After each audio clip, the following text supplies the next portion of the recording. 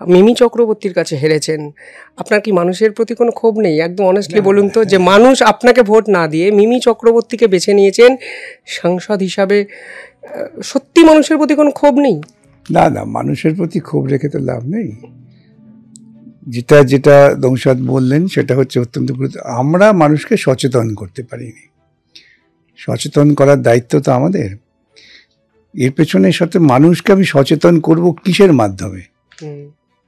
সেটা হচ্ছে মিডিয়া, প্রচার যন্ত্র। এই প্রসঙ্গ তো বহু জায়গায় বলি। আমি এই মুজাফফরপুরে গিয়েছিলাম দুদিন আগে, যেখানে ক্ষুদিরাম কিংসফোর্ডকে মারতে গিয়ে তার ফাঁসি হয়েছিল, সেবারে বক্তৃতা করতে। বর্তমানে পৃথিবীকে নিয়ন্ত্রণ করছে মিডিয়া।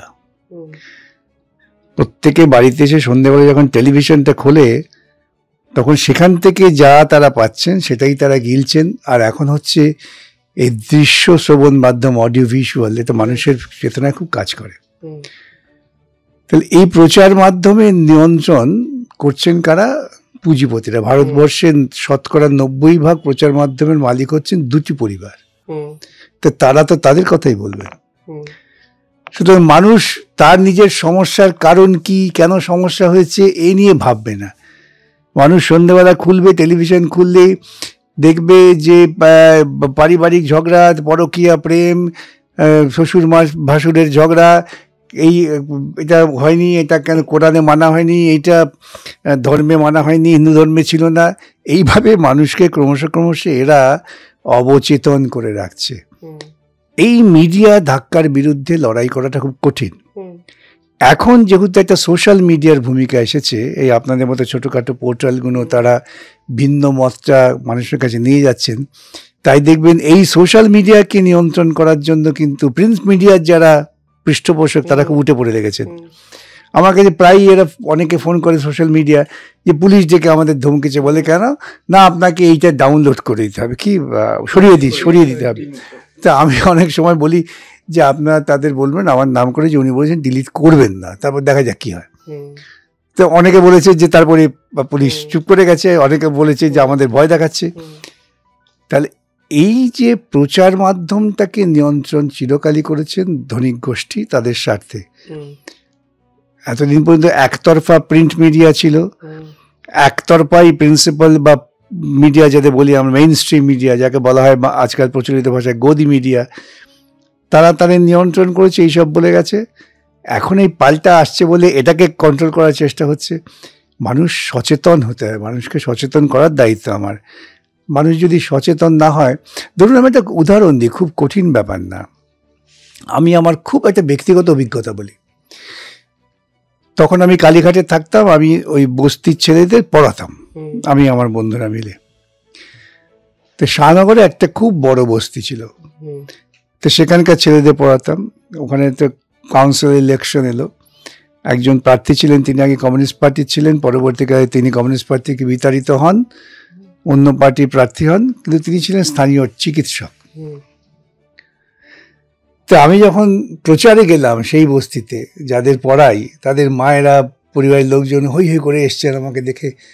আমি তখন তরুণ, তাই বললাম ভোটটা দেবেন? বলছে দেখুন কিছু মনে করবেন না, ভোটটা আমরা ওই ডাক্তারকেই দেবো।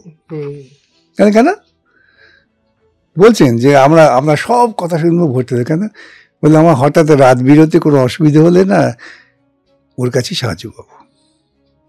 তাহলে ভোটটা মানুষ কিন্তু খুব দীর্ঘস্থায়ী মঙ্গলের কথা ভেবে দেয় না, ক্ষণস্থায়ী এফেক্ট।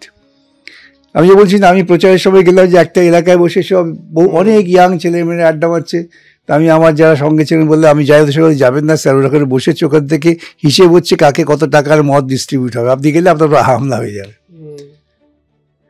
আমি সেই জন্যই দেখবেন বলি একটা কথা, যে আপনি ভোট দেওয়ার আগে যে প্রজাতন্ত্র অনেক লড়াইয়ের মধ্য দিয়ে প্রতিষ্ঠিত হয়েছে, সেখানে প্রজাতান্ত্রিক অধিকারটা হচ্ছে যে আমি আমার শাসককে নির্বাচিত করব।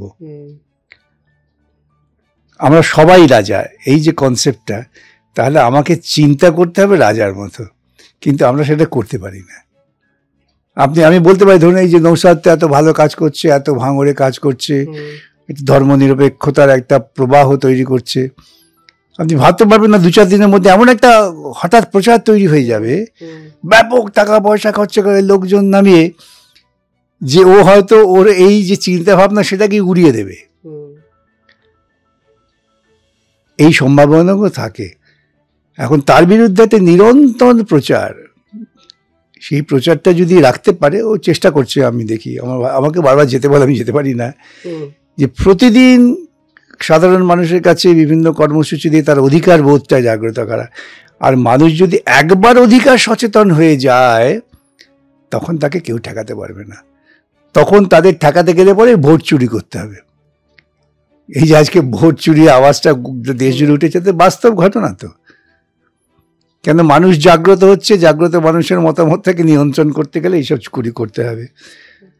সেই জন্যই মাঝে মাঝে প্রশ্ন ওঠে যে প্রচার মাধ্যমের ফলে মানুষ বিভ্রান্ত হন। আপনারা জানেন নোয়াম চমস্কি 90 দশকেই বলেছিলেন যে ম্যানুফ্যাকচারিং কনসেন্ট, আপনার মতামতটাও তৈরি করা যায় তো আমরা তো প্রতিদিন দেখি। আমাদের কাছের বন্ধু বান্ধব হঠাৎ দেখি সে খুব, না তুই যাই বলিস না কেন, এই মুসলমান আমাদের শেষ করে। আমি বলি 500 বছর মোগলরা রাজত্ব করেছে, সেখানে যদি হিন্দুরা মহা আনন্দে তাদের ধর্মস্থান পালন করতে পেরে থাকে, তাদের ধর্ম পালন করতে পেরে থাকে, তারা হঠাৎ আজকে 2014 পর তাদের অস্তিত্বের সংকট হয়ে গেল। কিন্তু এমন প্রচার হচ্ছে, মানুষ ভাবছে সত্যি তো। এই প্রচারটাকে যদি আমরা কাউন্টার করতে পারি, তবে নিঃসন্দেহে ভারতবর্ষের গণতন্ত্রকে টিকিয়ে রাখা যাবে।